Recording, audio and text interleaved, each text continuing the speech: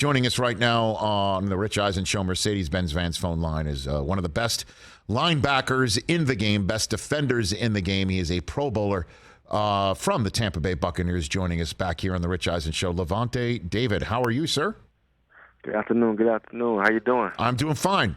Did you just get off the field? Where are you? Yeah, I'm home right now. You're home. We had a mini camp last week. I just got off the field from workouts. Yeah. Okay. So how was your mini camp last week? How'd that go down? Yeah, mini camp was well. Very competitive. Got a chance to just be around the guys. That was real good to be around the guys and have a little fun on the football field. How are things different with Todd Bowles now, the HC? Lavonte? For me personally, I dealt with Bowles, obviously past 3 years. Nothing really new for me. I know the type of guy he is. I know what he brings to the table. It just, for the offensive guys to get acclimated with him. But you're gonna get what you're gonna get with Bowles, man. He's a great leader, competitive coach, and all he asks from you is just to be the best, be professional, and give your best effort on the football field. Is there less cursing now? No, just about the same amount. Oh, really? Yeah. Huh. Just about the same amount. Yeah. Those two guys are very competitive, offensive, defensive guys. So Bowles is kind of like the defensive cursing of BA. Okay. I mean, to say that you've got the same curse rate as Bruce Arians, that's impressive. I didn't expect that. Wow. Yeah, BA probably give it to you in a lot of volume, but Bowles probably give it to you here and there. Yeah, Bowles strikes me as one of those guys you could blow that dart at you. You don't see it coming; it kind of sticks you in the neck. You don't see it coming from, right? You don't hear him coming. Right. But it's pretty cool for him because I know his first opportunity as the HC up in New York City did not work out well for him, or it wasn't as successful as he had wanted. And now he's got this other opportunity, and Arians made sure that it was his opportunity. Yeah. And I'm wondering what you as a player, having known Bowles and seeing what he went through, and then getting him to this position based on your play and how well your side of the football was conducting itself, what you think about him getting this shot now. Lavonte. Yeah, the whole situation, the way everything turned out was obviously surprising. And you just got to commend BA for, giving his guy a shot, having giving Bowles a chance to, take over a football team who was already very talented and and a team who guys already know and kind of familiar with Coach Bowles already. And, as far as Coach Bowles, taking over, I think he's going to do a great job. A lot of guys already respect him. And from what I've seen already, a lot of guys are really happy and ready to play for him. And he has a great plan in place. He's going to be involved on both sides of the ball, offense and defense. But obviously, he's a defensive guy, defensive mind, so he still be around the defensive means and stuff like that. So, and for us personally, defensively, I just think, we have a whole bunch of room for improvement. Obviously, they bumped up, Casey Rogers and Larry Foote, the co-defense coordinators, guys who are very familiar with defense. So it should be a fun season for us. We get another year of getting real comfortable in the scheme and understanding what's asked of us. So it should be fun. I was going to ask you that. How does that work with two guys who are co-DCs? Have you ever had something like that? I believe everybody has their own input on certain things, things like that. And obviously, Bowles is defensive mind, so it's still kind of his scheme. But a lot of those guys have certain inputs and stuff like that, and they get to add in and do what they feel is best for certain situations and stuff like that. So it's great to have all those guys, work collectively to help for the benefit of the team, the defense. So Larry Foote, if it's a tie, it goes to Larry Foote because he's a Michigan guy, right? The tie goes to the Michigan guy there? No, I'm not sure, but that's definitely always a talk. Foote feel like he's above everybody because he went to Michigan and stuff like that. Mm-hmm. Be careful, your TB12 could break the tie too. Those Michigan men, they're everywhere. They're absolutely. They're real tight. Spy Tech as well. Oh, okay. I'll give you that. Lavonte David here on the Rich Eisen Show. What was more surprising, Bruce Arians retiring or Brady unretiring for you? That's tough. Maybe Bruce Arians retiring. With Tom, you just kind of felt that, that whole thing that he put out wasn't really sincere, and that he wasn't really going to step away from the game. Because if you know him personally, he's just an ultimate competitor. And the way he went out last year, I'm sure he didn't want to go out that type of way. Even though we went out fighting and battling, but obviously you want to go out on top. And I'm sure that's not the way he wanted to go out. And then thing with BA, you just see BA. He's a great coach, and he's definitely always having input on what's going around in the building and stuff like that. And he's a real football guy. Mm-hmm.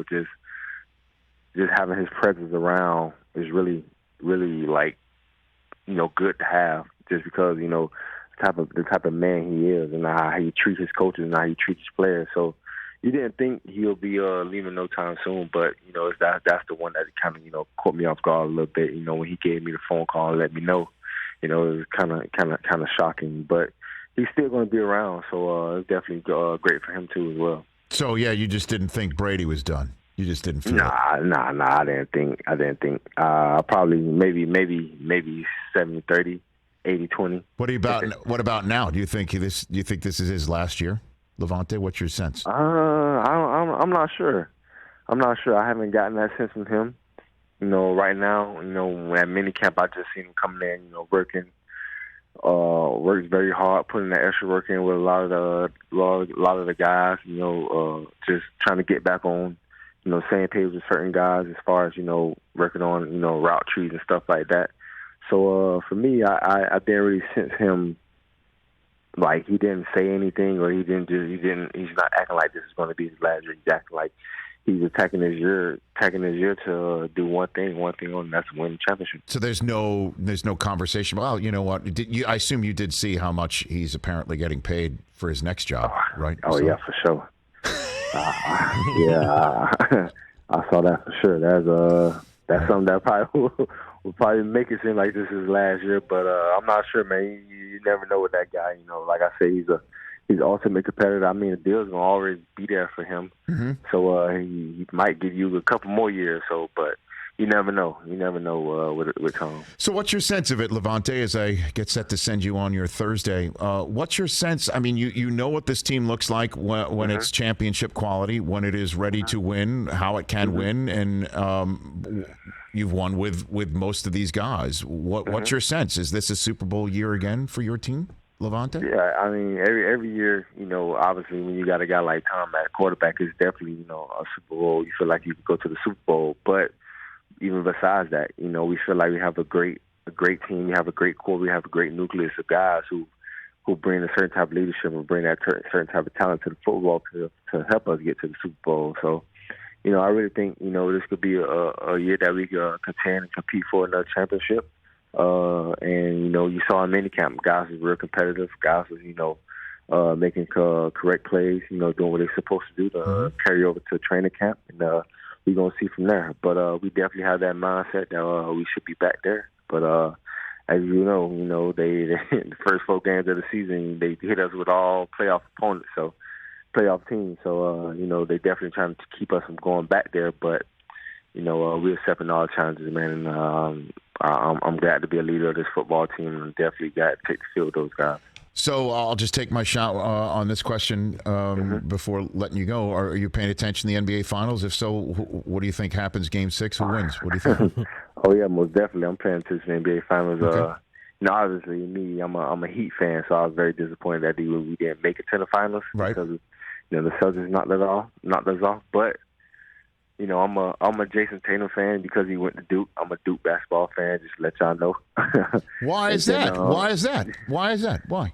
Because, growing up, my big brother was a Duke fan. He used to always talk about Duke and always watch Duke. So I just became a follower Okay. to my big brother, and I just became a Duke fan, and I just took off from there, and I've been hooked ever since. I even got a chance to go out there and watch a couple games. So it's really, really, really cool experience. And then, Steph Curry, man, I really want Steph to capitalize off this moment, off his performances, and I want him to win the Finals MVP so people can start giving him a hard time. Because me personally, I do think he's a top 10 basketball player. He just completely changed the whole dynamic of the game. So you have to include him in the top 10 category. But It should be a good game. I'm thinking it should go to 7, but I won't be surprised if Warriors end today in 6. I'm with you. So Duke plays Nebraska. You root for Duke over Nebraska, Levante, in a hoops game? Basketball-wise, maybe, yeah. Basketball-wise, but football-wise, I'm going black shirts all day. No, I know that. I mean, that I know, because you'd kick Duke's ass in that. For that I know. Then because you're from Miami, that's why you're a Heat fan? Is that what it is? It's that simple? Okay. Pretty cool.